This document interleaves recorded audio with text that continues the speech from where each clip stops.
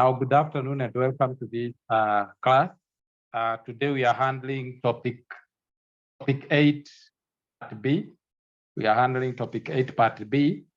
Last week we were on topic 8 part A, and we looked at how to write a memo and also how to write what we call minutes. And we said that a memo is a document usually known as what we call protocol. And we say that a memo is a document that is written and it's meant for remembrance, because the term memo means to remember. So it is meant to be kept in mind or to keep in mind. We also looked at minutes, and we went through every process, starting from the title until we got to the end where we had adjournment, and where the secretary and the chairman of the meeting is supposed to sign and when they are supposed to sign. Now today, we are going to continue with our writing skills, and we are going to look at reports. Remember when we started last week's class, we said that reports are very, written communication is very good, and many organizations are still using written communication, even in this technological era. We write electronically, and then we circulate our documents electronically. Now, I want us to look at what we call reports.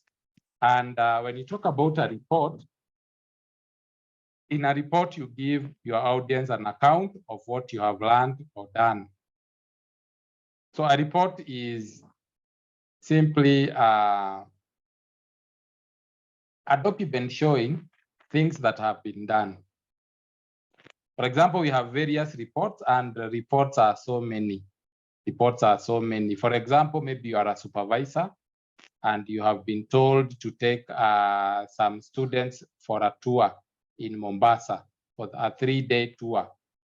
When you come back, you are required to write a report of the occurrences that happened and the issues that were raised and how you handled the issues.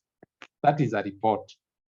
Right now, you are our student, and at the end of the semester, you will do your exams and you will get a report of how you have performed.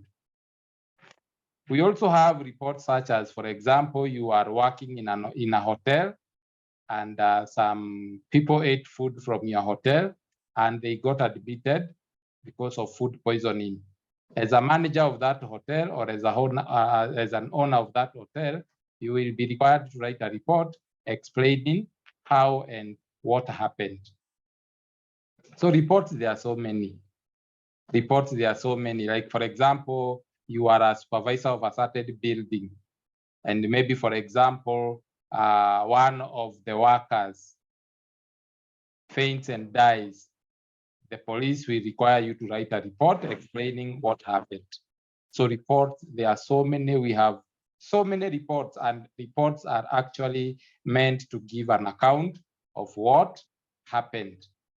So reports come in almost endless variety. That's what I've said, and I've given some examples. And some are internal reports, others are external reports. Internal reports and external reports given to audiences outside or within an organization. Other reports are external. You can write a report for the external people. For example, suppose I am thinking of an external report that you can write. Maybe, for example, the government wants you to write a report as to why the building collapsed and killed maybe several people. You will have to write a report, and that one is an external report. Sometimes the government writes for us a report on what was done. For example, COVID-19 measures. You remember when we had COVID-19 was very rampant. They were giving us report. Every day there was a report from the then Minister for Health, Mr. Mutahi Kagwe. He was giving a report daily. And that report was written down Sometimes it was broadcasted on our TVs. Sometimes it was even published on our newspapers. Now that is another report, and that one is an external report. Now, external reports, they are delivered to outsiders, such as clients, such as agencies, or the general public. For example, when Mutahi Kagwe was giving a report on COVID-19, how many people have tested positive, how many people have tested positive, and those that have tested negative, and the percentage, and so on and so forth. So some reports are very long, some reports are very, very, very long, and some are very brief. Some are very brief. Like, for example, if you go for a VCT testing at in a hospital and you turn to be positive, that's a very short report. You're waiting for a report from the doctor. The doctor tells you, Mr. So-and-so, you are HIV positive. A very short report, very brief. And then they start now counseling you, telling you this is what you're supposed to do for this disease not to be to harass you, and so on and so forth. So reports are long and some reports are very brief. For example, during what we call during the election petition, the seven bench judges, they sat down at a particular date last year and they gave us a comprehensive report, a report that took almost 2 hours. So that's what we are saying. Reports are very long, some are very long, some are very brief. So some are presented formally, others are presented informally. Others are presented formally, others are presented informally. Like, for example, when you receive news from your brother that so-and-so was involved in an accident, and he gives you a report of the occurrences that happened, those are informal reports. So they can be delivered either in person. So reports can be either delivered in person through word of mouth, or they can be delivered in a letter, in writing. And when you talk about in writing, it can be delivered through email, it can be delivered through a letter form. Some are in form of question and answer. Some reports are in form of questions and answer. For example, when you're doing a research and you deliver your questionnaires to people, whatever information that you get after the questionnaire has been filled by a respondent is a report. So reports, there are so many. If we start talking about reports, there are so many reports. So common types of reports, these are the common ones. We are going to look at how to write a report. Common types of reports, we have status or progress reports. For example, at the end of this semester, at the end of this course, you will receive what we call a status report. Sometimes your parents come to the university, ask about how you are faring. They will ask for a report. For example, class attendance report. How has this person been attending classes? Some parents will ask, I want to see how he has performed in the 2 assignments and 1 CAT. Others will ask, want to see whether he is active in class or whether he's not. Those are kind of reports, and they are given either formally or informally. So those are status reports. You want to know how this person is progressing. If you go to the hospital, maybe you have a patient in the hospital, in a ward, you will want to get a report from the doctor. What is the doctor saying? How is our patient doing? Sometimes the doctor can write you a report, or he can tell you through word of mouth.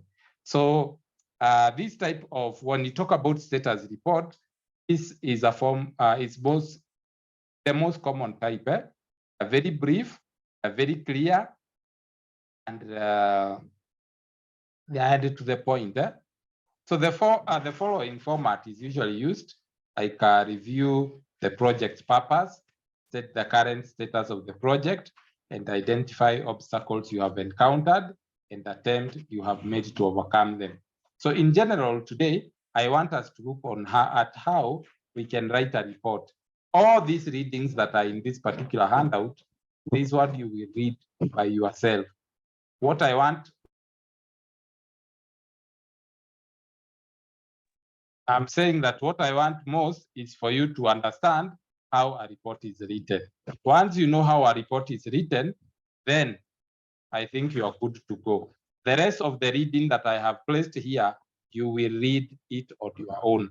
But before we do that, let us look at the following guidelines. The guidelines that you need when writing a report. Number one, introduce the report. You need to introduce the report. You need to state your name. For example, if your name is John Doe, you write my name is John Doe, and your role, unless everyone in the audience already knows you. So briefly describe the undertakings on your report or on your reporting. So provide the necessary background. It gives somebody what we call a foundation of maybe what you're talking about.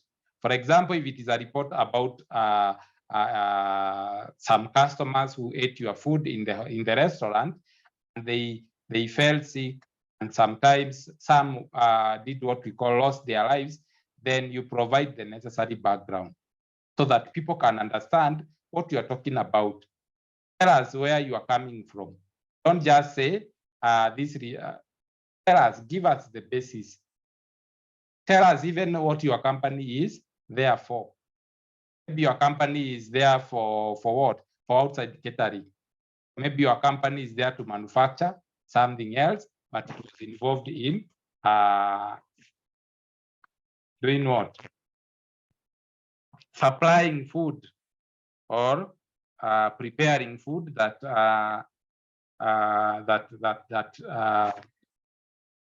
lastly became or that turned out to be poisonous. Describe what happened, explain what happened during the undertaking, the aims of this discussion at the level of interest appropriate for your audience, and describe the results. Again, tell the listeners or tell the readers how to get information.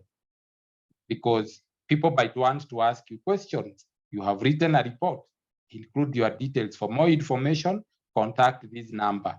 So today, there are so many reports, I will not go through them. Today, I want us to look at how do you write a report. So I'll show you a sample of a report.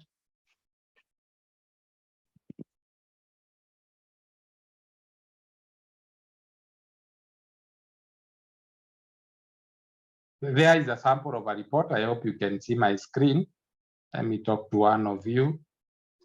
Tell me whether you can see my screen. Hope Wanjiro, can you see my screen?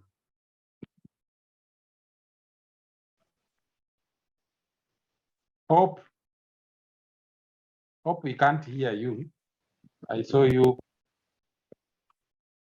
Hope we cannot hear anything. Or can I go to somebody else? Tracy Mtuvi, can you see my screen? You know, when you don't speak and you're being talked to, that is a form of rudeness and you don't even care. Monica, can you see my screen?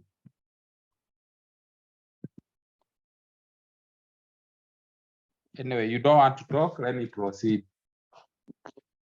Now, this is a form of a report of the subcommittee of the directors, New Look Cosmetics Limited, on the declining sales cosmetics.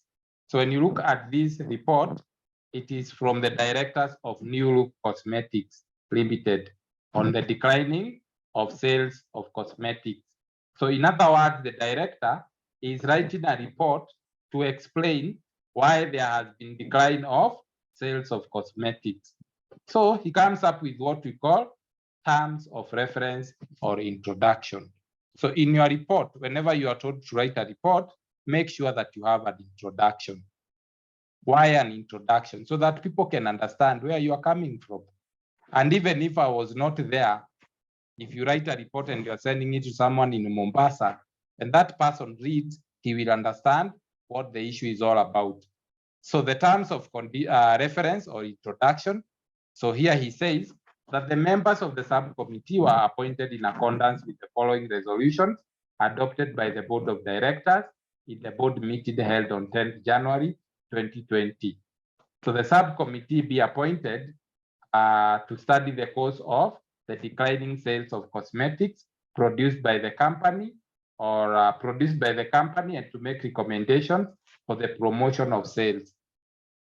Number two, that the subcommittee may consist of TM Jenga, chairman, and MSK Karaoke, the secretary.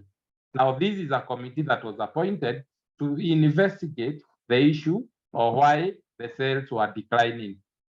Then in your, what we call in your report, you must have methods of data collection or procedure or methodology. How did you collect data? How did you collect data to actually sit down with it and actually say that this, according to this is what led to this? So the subcommittee scrutinized the sales report for January quarters of 2019 and compared it with the sales report of the previous 2 years. This is where they got their data.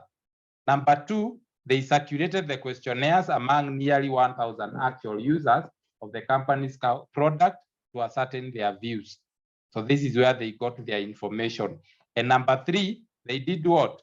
Had samples of cosmetic products carefully analyzed. So they analyzed all the cosmetic products by some chemists to repute it in or to put it in order or to ascertain their quality. Now, these are the methods of data collection. Remember, when you're told to write a report, provide a report and provide the writer of the report or the owner of the report. Number two thing that you do is to write terms of reference or introduction. Then tell us the what, the data collection method or procedures that you used. Thirdly, you tell us the findings. The subcommittee that was selected, what were the findings? After doing the report of different quarters of 2019 compared, and then they compared the sales report from the previous 2 years. What did they find? So you come and tell us that after comparing the sales in June 2019 until 2017, they found out that the sales were declining this year. Then the questionnaires, what did the questionnaire say about the people? You said that some of them clearly stated that there has been deterioration of quality. Number three, what are they saying about what? Product, or what was the report about the products that were carefully analyzed by some chemists? The test results revealed that our product have some harmful ingredients that led to side effects. You see, now you have answered, you have given us the findings. In your report also includes conclusion. When you provide conclusion, you give us recommendation. It's not the other way around. Do not give us recommendation without concluding. You have first of all to conclude, then you recommend. You don't recommend, then conclude. That one is wrong. You do not recommend, then you conclude. It is the other way around. Conclude, then recommend to us. So list the recommendation or explain the recommendation that was done. And then remember to put your name, yours faithfully, Team Jenga. Of course, this was one of the members that was selected to investigate the issue, and then sign it off. Sign it off. Now that is a report. Now, when we are marking your report, we look at the title. If the title it's good, we look at the background information, whether you are telling us everything. We look at the data collection method. If you are giving us the data collection method, ambayo hai-exist, my friend, you get it wrong. We also look at the findings. Are your findings things that are good? Is your findings accurate? If it is not, then that is where you go wrong. And we also looked at whether you confused, we started with recommendation, then conclusion, or the other way around. And then we award you marks. Most of the time you find that when you're writing a report have got so many marks. You'll find that a report is 12 marks or 13 marks. So when you write 3 lines and you expect Mr. David to give you 15 marks, my friend, you will only get 1 mark. If you write for me three what? 3 words. So I hope that one is clear. So this is what you do for all the reports. Any question?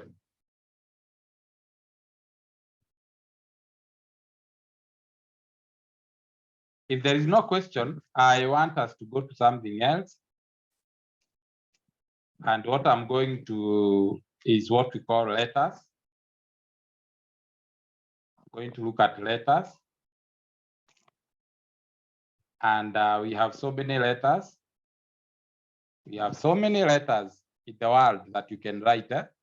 And letters, they are even used for communication. Sometimes when you want to show interest in something, you write a letter. For example, you have seen a position, a job position being advertised on the newspaper. You write a letter to show interest. You write an application letter. Sometimes they say write an application letter, let it be accompanied by your CV, curriculum vitae. You have to do that. So letters, they are very important and they are very good. And we have various types of letters. One is the application letter. Number 2, when you finish your school, or maybe, for example, there is something that you need to take, you need a letter to take it to your sponsors. Or you want a letter so that you can be given an attachment somewhere. You usually come to the school for recommendation letters. A recommendation letter simply shows that you are one of our students, you are in this particular stage of academics, and in the next like 3 months or 3 years, 2 years, you will be finalizing your education. So academic recommendation letters, they are written to recommend you to get maybe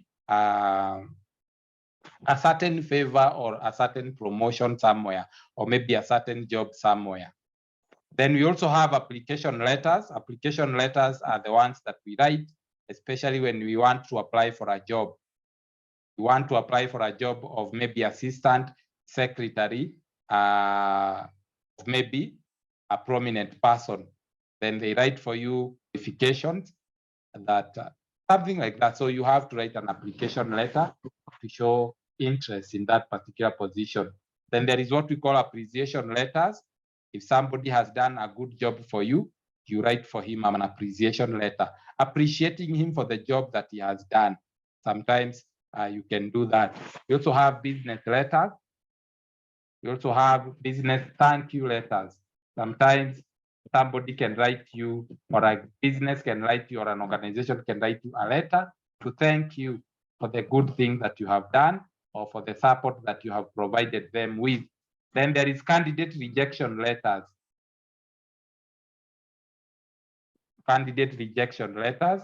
Then there is character reference letters. There are so many. There are so many complaint letters, email messages, employees letter, follow-up messenger letters, goodbye letters. Sometimes we do that.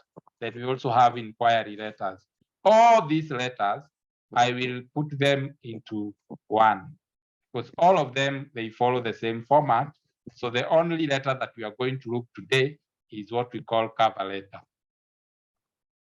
They all follow the same format. It's only the content that changes and the subject. The subject and the content is the one that changes, but the format is the same. So that's why I'm saying, let us look at cover letter, something that you will use for the rest of your life, especially now that after school, you will look for a job and you need to know how to write a letter.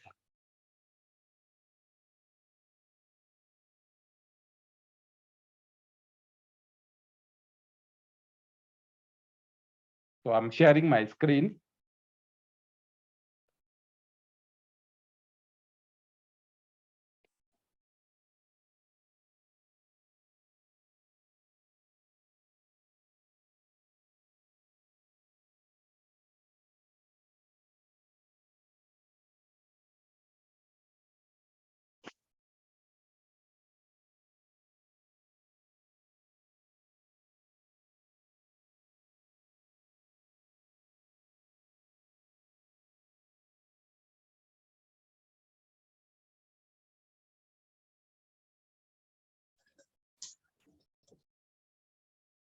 of sharing my screen shortly.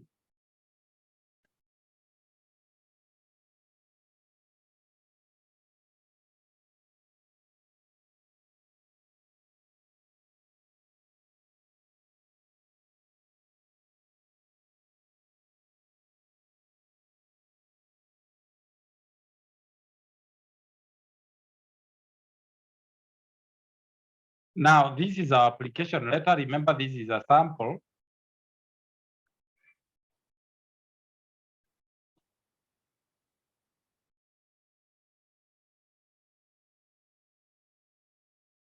Now, you are writing a letter to the human resource manager and you are looking for a job.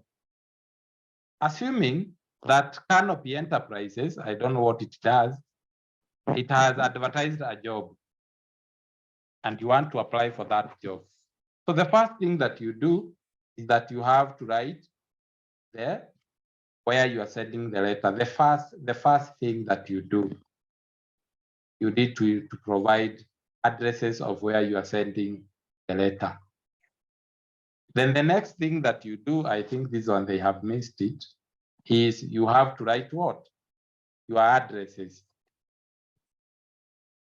You have to write your addresses. Example, I'm assuming this is who? This is John Njoroge.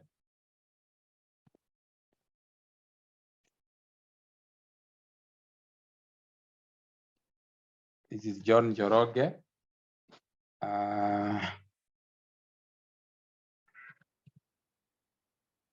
PO box, maybe this is 400. This is 1, 2, 3, 4. This is your box. Sometimes it is also advisable that you write your email address here down. You write maybe John Njoroge at joe@yahoo.com.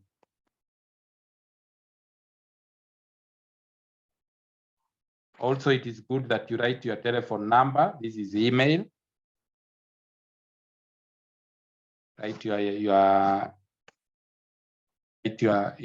telephone number, even though your telephone number is also found in the what? In the CV, you can write telephone number, maybe 07230000. That is your telephone number. So that's how it is. So when you're writing your what? Your cover letter, make sure that it has where it is going to. For example, this letter is going to the human resource manager, Canopy Enterprises, and it is coming from John Njoroge, PO Box 1234, email address nijo@yahoo.com. Make sure that you have 2 addresses there so that at least we know where you are coming from.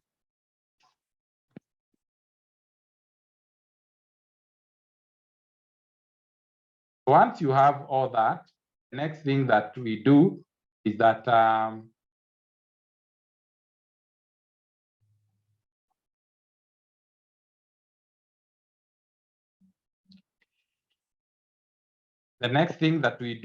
we have to make sure that you have the sir and madam section. We have the sir, dear sir, stroke madam section, whereby you do what? If you don't know, if you know clearly that you are sending to a manager who is a sir, you know very well this is a male manager. Do not write dear sir, stroke madam. Just write dear sir. If it is a madam who is a human resource in that job, in that place of work, just write dear madam. Just write dear madam.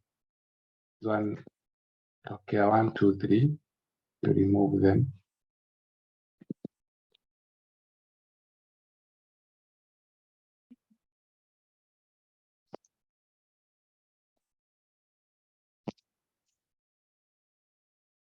So you write it like this. You have the human resource manager.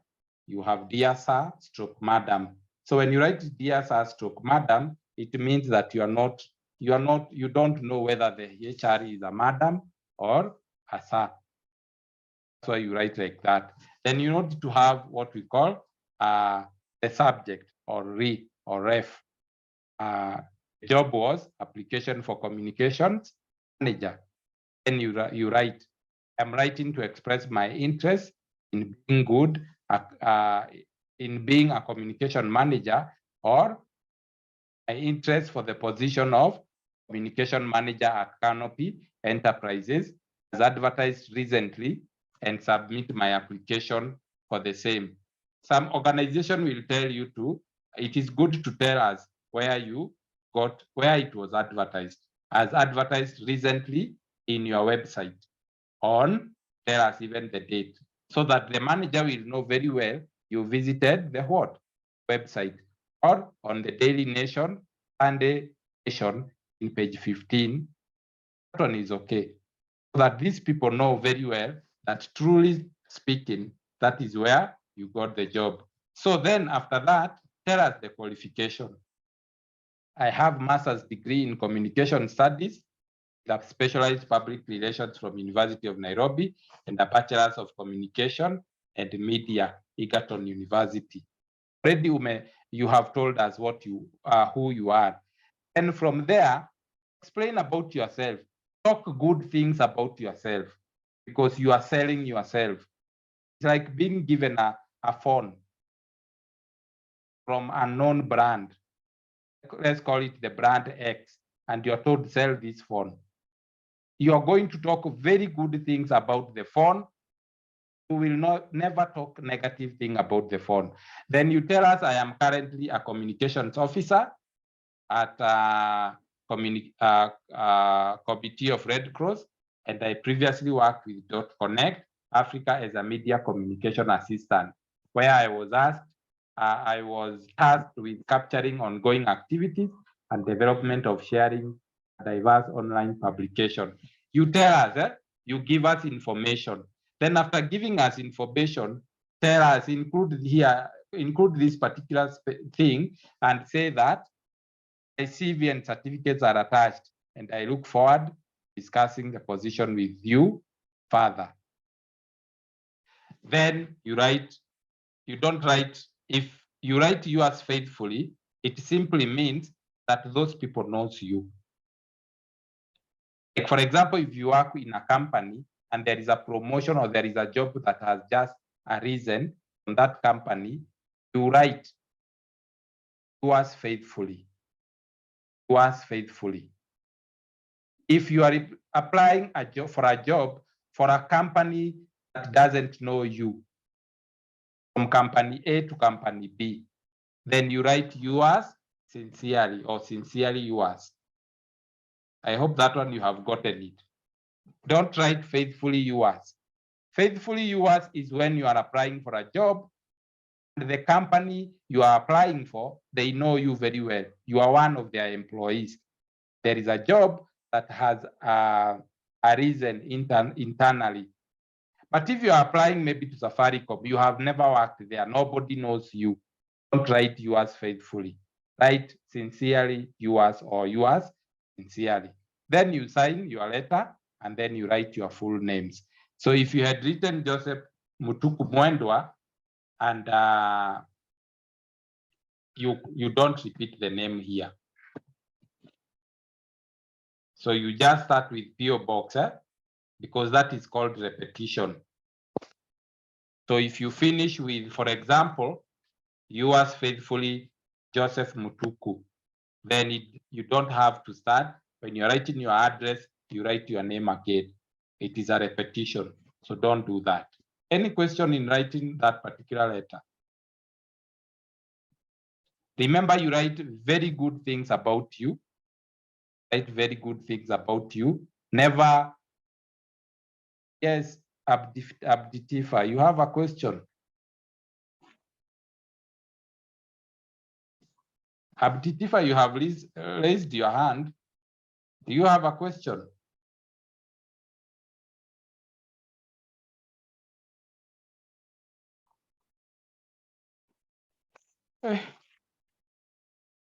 Let's move to something else. We are going to the CV. The CV is not there, but we are going to look at how do you write a CV, a curriculum vitae. How do you write it? CV is not in my notes, but it is good that we look at it.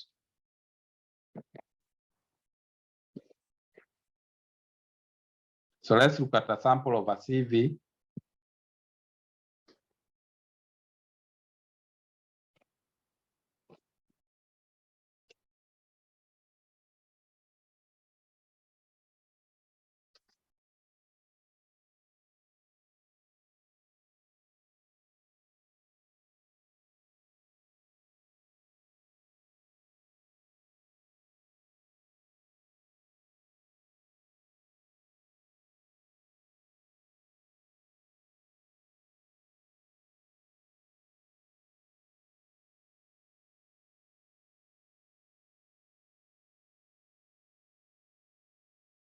So allow me to give you the details that you need in a CV.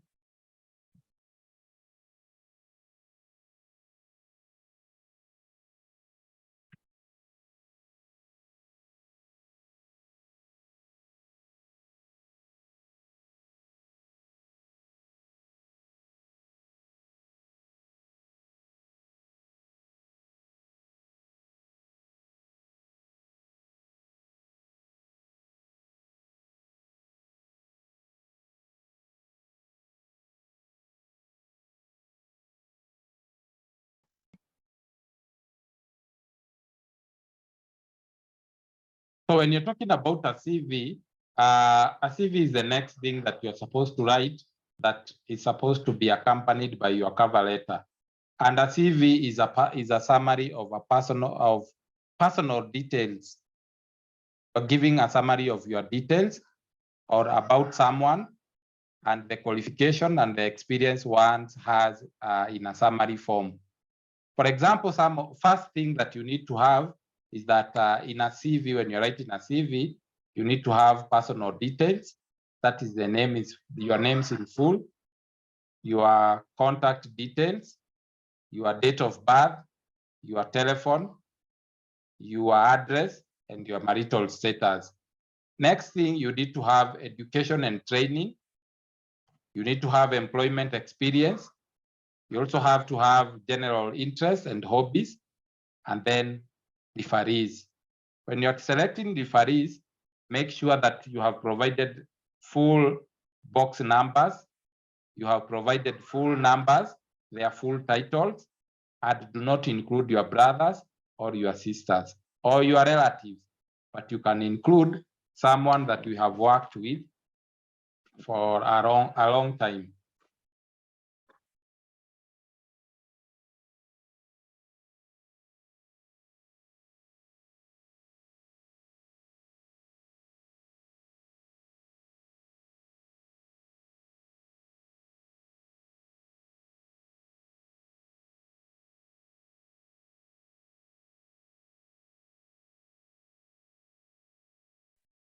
We have said that a CV is a summary of personal details, and it shows details about someone, the qualifications and the experiences that that person has in summary form. It is mainly used to tell us or to tell an intended employer about prospective employee. So when you talk about a CV, it needs to have full names, on your names in full, your contact address. Your contact include your telephone numbers. If you have 2 telephone numbers, include them. Your date of birth, include when you are born, your telephone numbers, your address, your marital status, whether you are married or whether you are single. I saw somewhere somebody being asked marital status, and then that person writes something very funny. Male. Marital status, you write male. You are not being asked gender. Gender is what you respond by saying male or female. Marital status simply means male. It simply means whether you are married, whether you are single, but do not include things like married but searching, or single but searching, or something like that. Avoid such things. Education and training. Number 2, you need to have your education and training. give the education background you have, quoting the institute, and you start with the most current. For example, you are doing certificate in hospitality management. Start with the most current, then go to the next, which is your Form 4. Then from Form 4, you go to Standard 8. Then from Standard 8, like that. Or primary school, yes. If you have done master's degree, you start with master's degree, then you go to the degree, then you go to maybe diploma, then you go to certificate, then you go to Form 4. Then, of course, when you go to Form 4, we don't find it so good to put your Standard 8 because that is basic education. Tunategemea ya kwamba kila mtu lazima akuwa ameenda Standard 8. Then from there, employment experience, how many years have you worked? You start with the current position to the least, the last, I mean to the first, maybe the first job that you had. Maybe the first job that you had, you worked in the year 2012. You include that one as the last one, but you start with the most current to the least. Then from there, you write your general interests and hobbies. Do you like swimming? Write for us the hobbies. And do not lie. Don't write that you like swimming. During your free time, you go swimming. You might be asked to swim. And maybe they are looking for somebody with, maybe the only thing that attracted them to your CV was swimming. Then during swimming competition, you are told, go and swim. You wrote in your CV, you are a good swimmer. You even became number 1 in your inter-competition, inter-university competition. You are number 2. Now you will compete for this company. My friend, you lied in your CV. Do not lie in your CV that that your hobby is reading. You will be asked which is the latest book that you read. And then maybe you have lied, you have read the book by Poor Daddy, Rich Daddy, How to Make Money by Napoleon Hill. And then they ask you, did you read chapter 2 of the book? You will find somebody who has read the book. In fact, they can even solicit for the book, look at it carefully. So when you go there, they're asking you, how did the story end? Then you are like, I read it. So do not lie when you're writing things on your CV. Then after that, you need to write referees. And when you're writing referees, these are people who knows you and they are not close relatives. Don't include your brother, your sister, your auntie, or your cousin. These are people who knows you, you have worked with them, but they are not your close relatives. If you include your close relatives, and then it happened that this employer wants to know you more, and they call your sister, of course, they will tell you, we are calling you from Safaricom Kenya Limited, so and so applied for a job. Do you know him? Your sister will say, yes, he's my brother. The moment he says he's your brother, you are her brother, then that is the end of it. So include also referees that you know very well these people can provide a good information about you. Don't include your enemy or a friend that you know very well, anaweza kuchoma deal, something like that. Some people have lost good opportunities because of the referees that they put. You put a referee very well, and this referee, is not happy about your progress. So you have to put someone you know very well. This one will talk good things about me. So that is it. Let me look for a CV so that I can show you. I don't know that I will get it. Let me see whether I'll get it. Just give me a second. I know I will get it.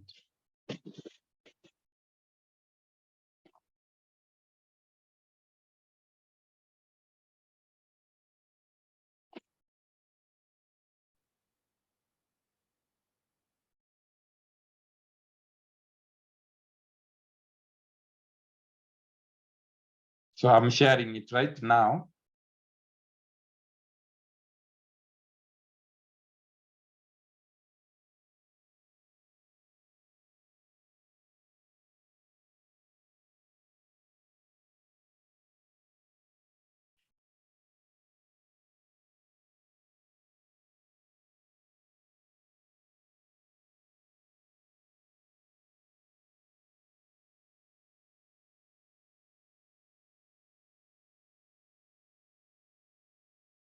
Let me share it so that we can see it.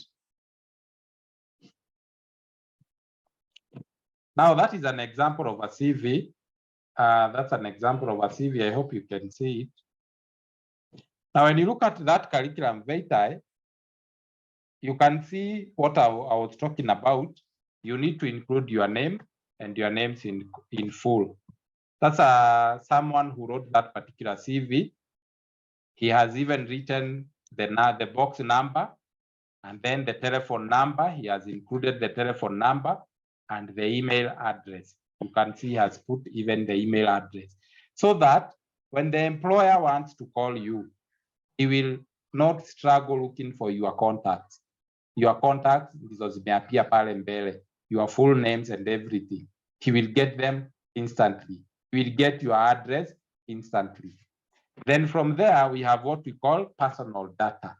In the personal data, include the date of birth. Maybe you are born on 23rd. Maybe you are born on 23rd January, maybe 1989. Include that. Include that. Then marital status. Are you single? Are you married? Or are you a senior bachelor? But you don't write senior bachelor because this is a document that is very formal. Very formal. Keep your language formal as much as possible. Your CV can make you be rejected in a job selection, and it can make you be selected and in a job selection because of what you have written. So marital status, single. Nationality, you are a Kenyan. Language, you speak English or Kiswahili or even German or French. Then education, this is what we said. Number 2, education. Write your qualification, starting with the current. So maybe you started with, like this one says, he started, currently he was working for Kenya Industrial Training Institute in Nakuru. Now this is education. He went to Kenya Industrial Training Institute, Nakuru. After that, he was given a certificate in fashion and design and government making. And he got what? He got a credit. A credit is a B. Then in 2011, 2015, he went to Kenyatta Secondary School in Nakuru. And he got a D plane. So include what you got. If you got an E, write an E. Don't lie. Usiseme, hey, hii ni job nina apply, and therefore here I have to lie. Let me just put D plane. These people will ask you for your certificate, your primary school certificate and your secondary school certificate, which they tell the truth. Number next, you include, maybe you did something else, include there. Then career objective, what is your career objective? Is to work or to be a reputable employee. This is employee in the field of fashion and design, or maybe he meant to be an employer. She wants to be an employer some days. And then we also have career profile. You give us your profile. I am a self-motivated and goal-oriented individual capable of working in a multidisciplinary and multicultural and fast-paced environment, demanding maturity and professionalism in handling issues. What are your professional strengths? Give us your strength, not give us your weaknesses.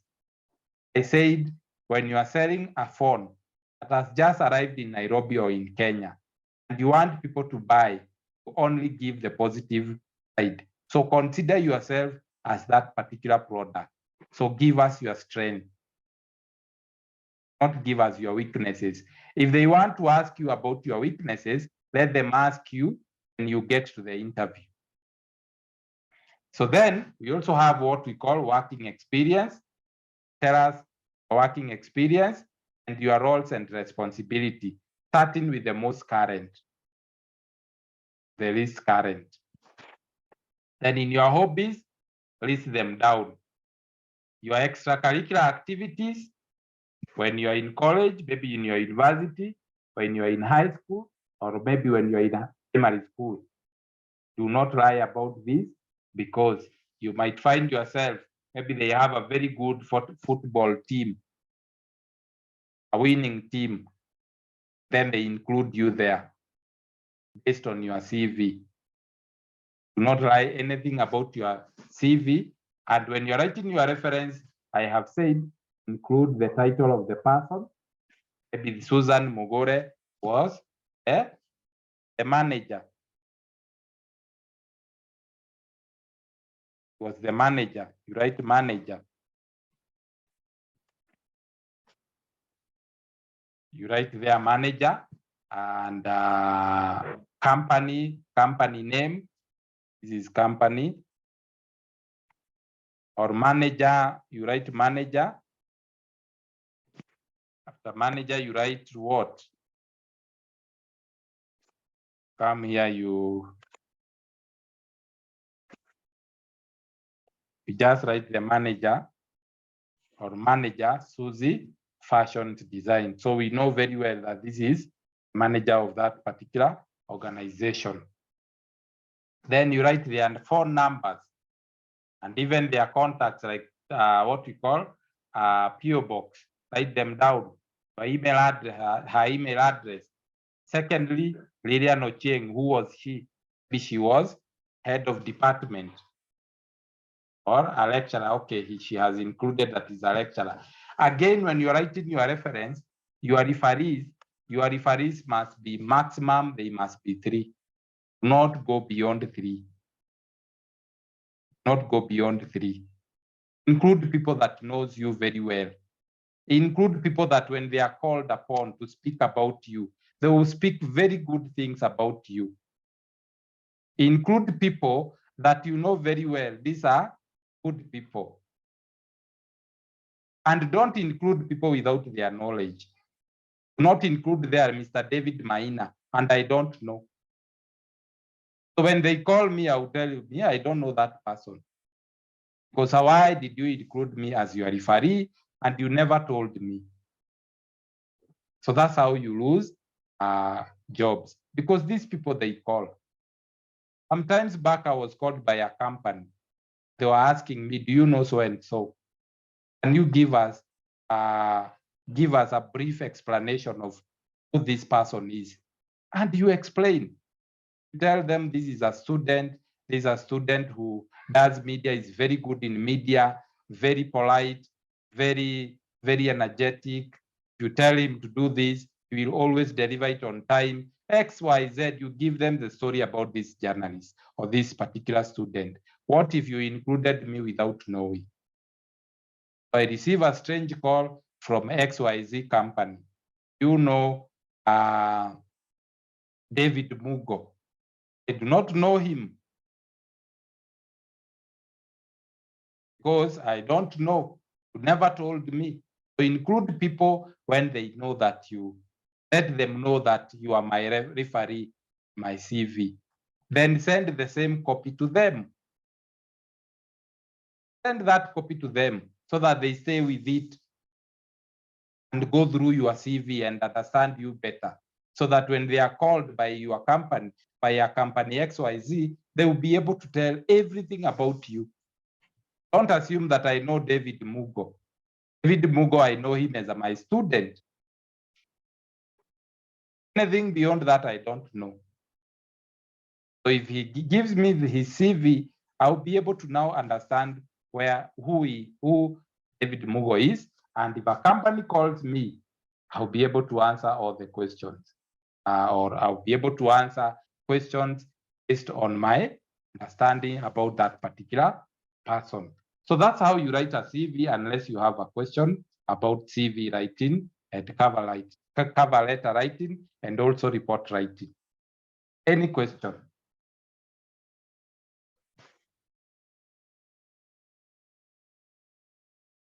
Questions?